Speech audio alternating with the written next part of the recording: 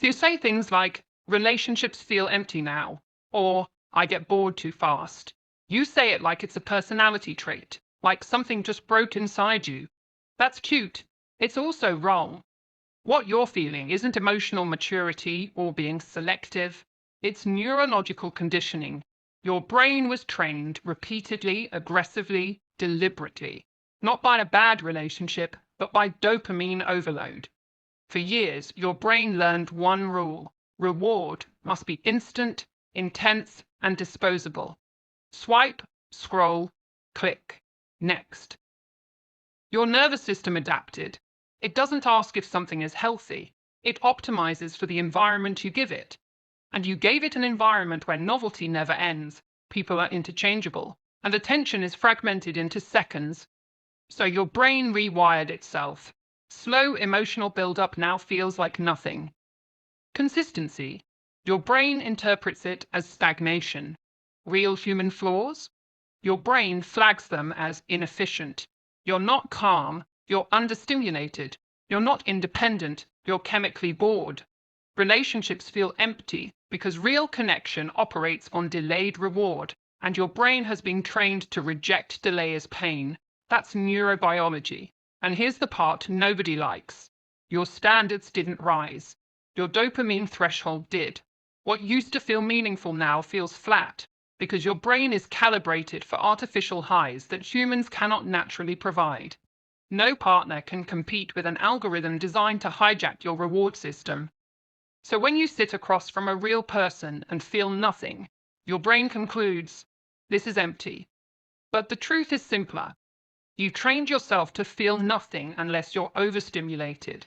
And relationships don't exist to entertain your nervous system. They exist to regulate it.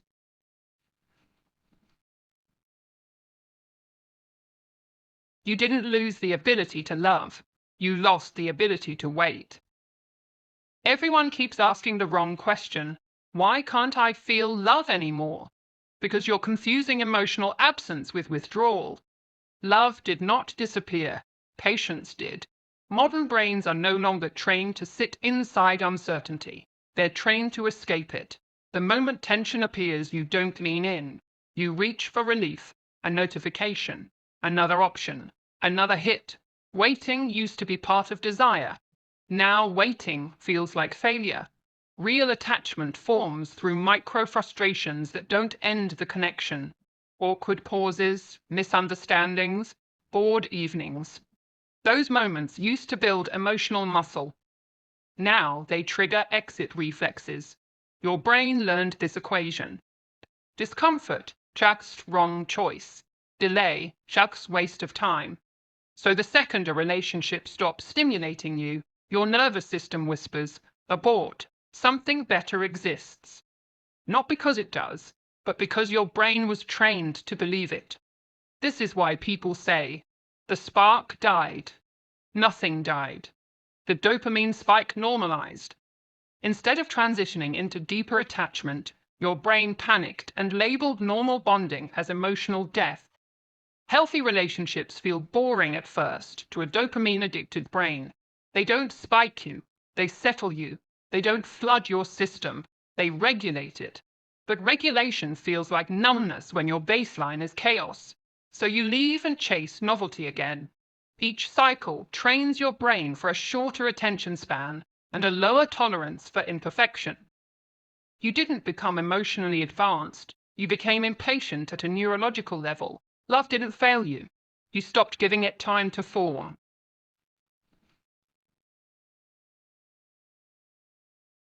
You're not over your ex.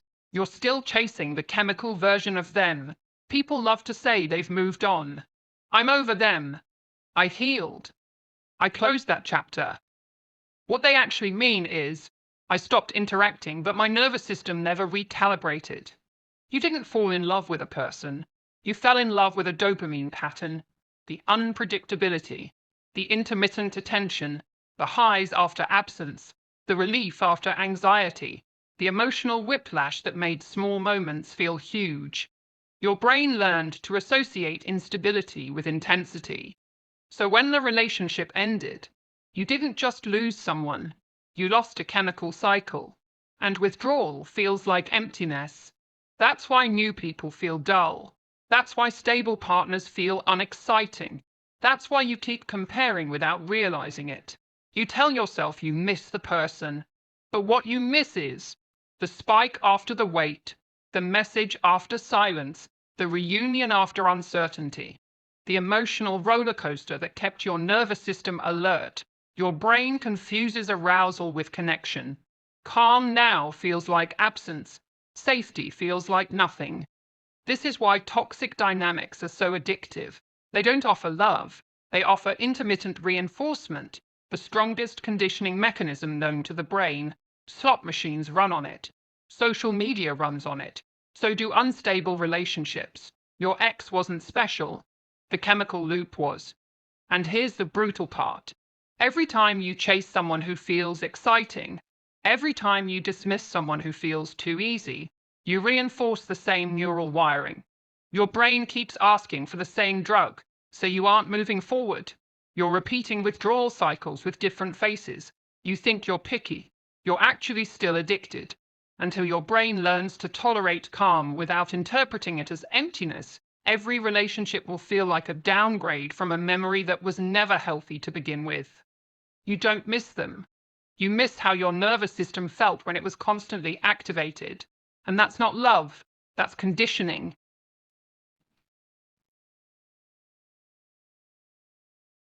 The it is not intuition.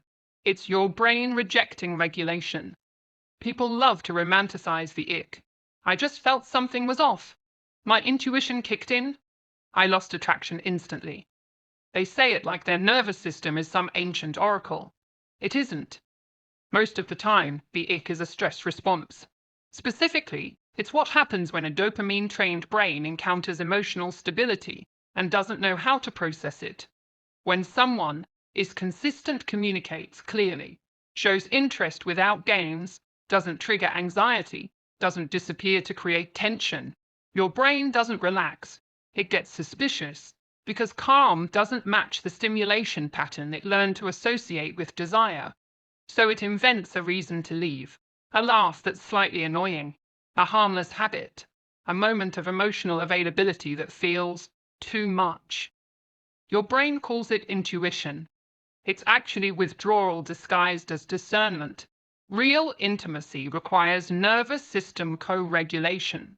That means being able to stay present when nothing dramatic is happening. No chase, no spike, no uncertainty. Just two people existing without chemical fireworks. To a rewired brain, that feels like emotional death. So the ick appears.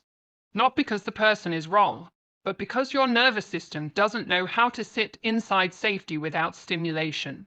This is why people sabotage good relationships and then say, I just didn't feel it.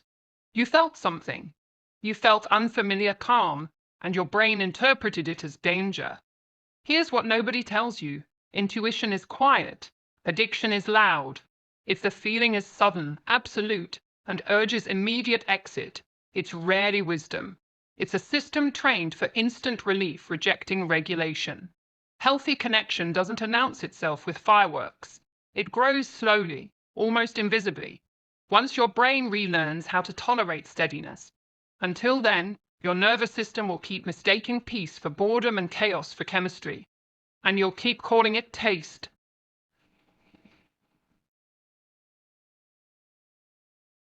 You don't need a new partner. You need a dopamine reset. This is where the fantasy ends. You don't need to date smarter.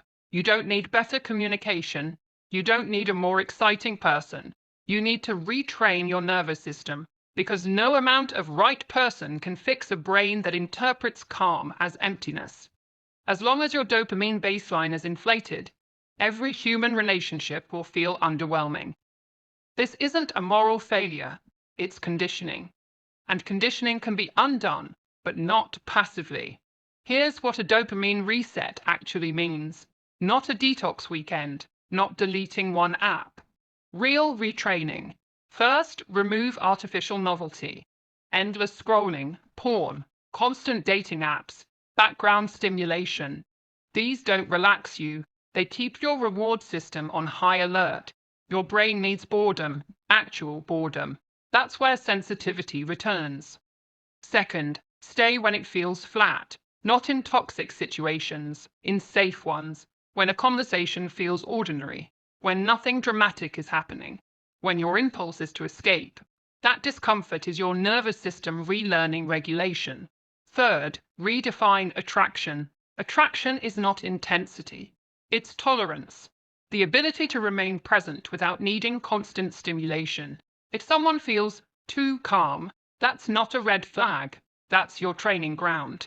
Fourth, accept the grief.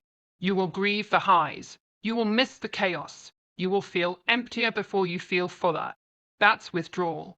It doesn't mean you're broken, it means your brain is recalibrating. Here's the truth nobody markets. Real relationships don't feel amazing at first. They feel subtle, uneventful, almost disappointing. Until one day you realize you feel safe, seen, grounded, and your nervous system stops screaming. That's when depth appears, not as fireworks, as stability. So if relationships feel empty now, don't panic. It doesn't mean love is gone. It means your brain is still tuned to noise, and silence takes time to hear again.